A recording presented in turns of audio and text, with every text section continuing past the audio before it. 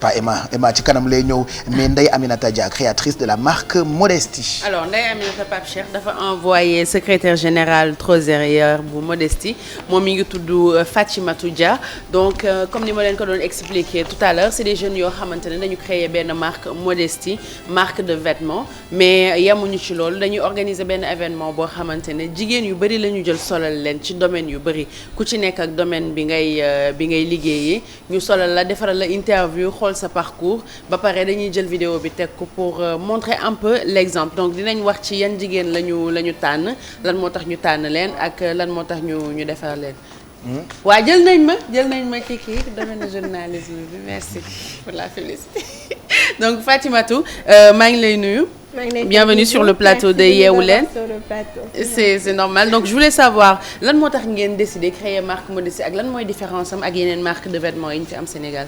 Parfait donc Modesty en fait c'est né d'un désir de partenariat entre ma petite sœur, sa meilleure amie et moi parce qu'à la base moi je voulais créer une marque qui est exclusivement dédiée aux femmes voilées parce que j'ai commencé à me voiler ma xool ne marché bi y avait pas beaucoup de produits pour les femmes voilées et elles ont eu une réaction assez pertinente mooy pourquoi les femmes voilées seulement et quand je ne pouvais pas répondre à cette question on s'est rendu compte que le voile ne devait pas être un facteur qui divise mais plutôt qui unifie et jigéen ñëpp bëgg sañse qu'elles soient voilées ou non et elles ont envie d'être confortables élégantes et on s'est dit en fait nous ce qui est important pour nous mooy jox jigéen valeur am qu'elles sachent qu'elles sont belles ñëpp ku ñuul ka ku xees ka ku xeereer ka gàttaan yi mel ni man ak Mado ak ñi nga xam ne ñool nañu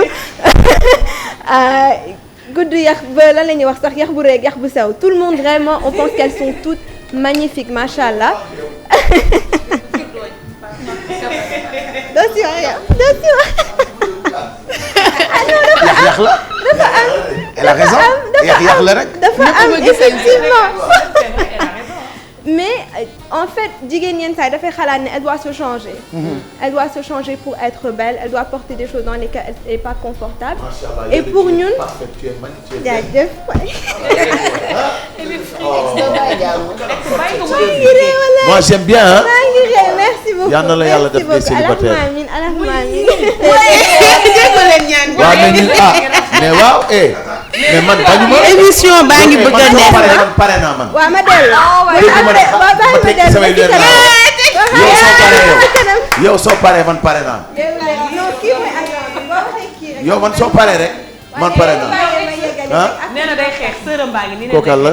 non bàyyi moom na dem jaayi xeex après ñu waxtaan bàyyi ma pare après ñu waxtaan. non yow jubóo nañu amul waxtaan de jubóo nañu ba noppi. xam nga directeur bu taxaw ci kanamu kii. boobu nga xam da lay fekk nga nekk un dof mu def le double dof. tamit fi mu ne ku seen buuba wax lu rëy. et donc pour finir li ma doon wax ci Modesty. tamit donc xamoo émission yu bees li ñu intéressé mooy. redéfinir le concept de Modesty. donc pour ñun. c'est le corps de la femme qui a de la valeur. jigéen a rafet nu mu mën ci mel. et donc yére bi nga siy teg moo modeste. même si ça coûte $1000. Ça ne peut être que modeste en fonction de yaram bi muy ñëw. ku ne jaar na fi waaye yow da nga loxo donc en fait c'est ça le concept de Modesty. On a commencé en 2014 et depuis ñu ngi yëngu alhamdoulilah et on va parler un peu plus du projet. voilà dina ci gis boppam mag ndaw et tout ça. ñëpp a ngi ci biir donc nous notre concept et bu ñu wane woon vidéo vous allez voir. fépp en fait dans tous nos supports on a tout le temps une femme voilée et une femme non voilée. on a dañuy ñawal mag yi dañuy ñawal xale yi on n'a pas de distinction d'âge parce que pour nous notre concept permet d'avoir tout le monde ensemble. je pense que exemple bi yow yaay ñëw wax man kat voilà comment je me sens confortable nii laa bëgg solo ñu créer la. alors tout à l'heure yaa ngi wax ci benn vidéo boo xam ne dafa war a jàll normalement samedi 20 ci événement bi ngeen di organiser mun nañ xool teaser bi comme ça on revient pour le commenter. Alors, comment je peux définir Modesty? jigéen dafa am valeur. jom rek moo metti. La plus difficile pour moi a été de prêter serment. lu góor man rek dama naan jigéen man na fukk. On a une vie à mener, une vie familiale, tout. Il faut qu'on puisse faire tout cela. C'est lourd, mais il faut qu'on puisse le faire. Travailler très dur pour montrer de quoi on est capable.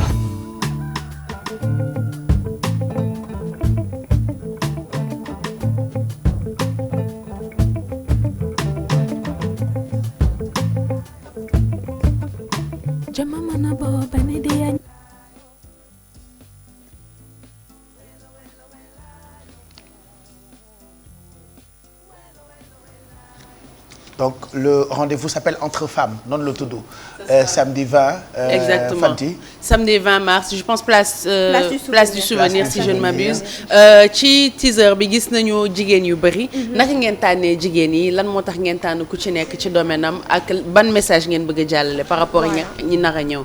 Donc pour dellu si Entre Femmes en fait c'est un projet une collaboration entre Modesty Group ak Abdoulaye Ndaw alias Lay Pro un photographe de la place qui nous a accompagnés sur ce projet parce qu'en fait on a commencé avec un constat dañu xool ne aujourd'hui am na ay secteurs yu bëri yoo xam ne les femmes elles sont sous-représentées wala même quand elles sont dans le secteur elles sont limitées à certaines positions elles sont pas dans les positions de top management boo xoolee et même si elles sont là-bas c'est un dress code assez masculin donc boo nekkee xale bu jigéen tu es féminine tu te sens féminine inconsciemment parfois ça te limite parce que tu te reconnais pas dans ces secteurs-là. Et comme on sait que l'image est un symbole puissant, on voulait changer cet imaginaire-là. Parce que, alhamdoulilah, au Sénégal, on a des femmes leaders qui se sont illustrées dans plusieurs secteurs. Il fallait commencer quelque part. Donc vraiment, on a choisi 10 secteurs clés et assez diversifiés. Donc la finance avec quelqu'un comme Fatimatou Zahra Diop qui était l'ancienne secrétaire générale de la Banque centrale, les médias, bon, toi, alhamdoulilah, sur les plateaux, Rané Nen si Torop avec plein d'autres. Sur le sport, on a quelqu'un comme Sandra Bokandé qui est pilote de course auto, qui fait le Paris-Dakar. Pour la religieuse, on a pris la directrice de Jeanne d'Arc post-bac parce que l'Union Bogonwane aussi Sénégal, au-delà de la diversité des beautés des femmes en termes d'apparence, en termes de choisir d'être voilée ou pas, aussi on a une entente religieuse entre la communauté chrétienne et la communauté musulmane et on voulait célébrer ça aussi. Donc pour le religion, on a choisi une sœur. On a le docteur Eva-Marie Kolsek dans le secteur de la santé. On a quelqu'un comme professeur Amsat Sow Sidibé pour l'enseignement supérieur. Donc vraiment, su ma jumee ñëpp dinaa lim su ma limee ñëpp dinaa juum comme on dit. Et on a commencé avec ces 10-là. ñoom ñëpp ñu ràññee leen ci seen secteur. On les a approchés, on leur a présenté le projet. Elles ont eu la générosité de vouloir nous accompagner. On a créé une collection spécialement dédiée pour elles. Et là, le 20 août sera le vernissage de l'exposition photo. Super. Le 20 août, lan moo fa nar a xew à part expo photo bi. Voilà. Donc au programme, on a la bienvenue des invités. On commence avec le mot de bienvenue de Modesty et de Lay Pro.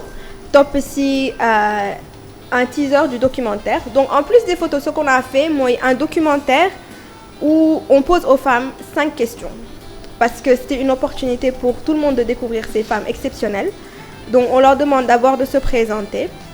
Après, on leur demande quelle est leur définition du mot modestie. Parce que chacun a sa propre définition. On leur demande quel était le moment le plus dur dans leur carrière, le moment le plus heureux.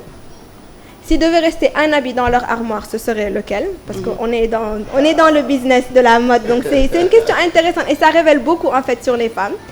Et finalement, quel est le message qu'elles laissent à la nouvelle génération? Donc après ça, on aura une petite entrée artistique, poétique, suivie du teaser de ce documentaire-là. Et finalement, un panel avec les femmes qui seront là. Sur les 10, on en aura 8 qui seront présentes. Les autres, malheureusement, ont voyagé. Et après, c'est le dévoilement des portraits. Donc voilà. Tout le monde verra les Donc, li à découvrir le 20, place du souvenir. Merci d'être passé nous à partir de 16h. Et c'est sur invitation, donc Coco bëgg na approcher aussi. Modesty Group, on est sur Facebook, on est sur Instagram, on est sur Twitter. Sinon, entrée libre, contribution à la porte, venez.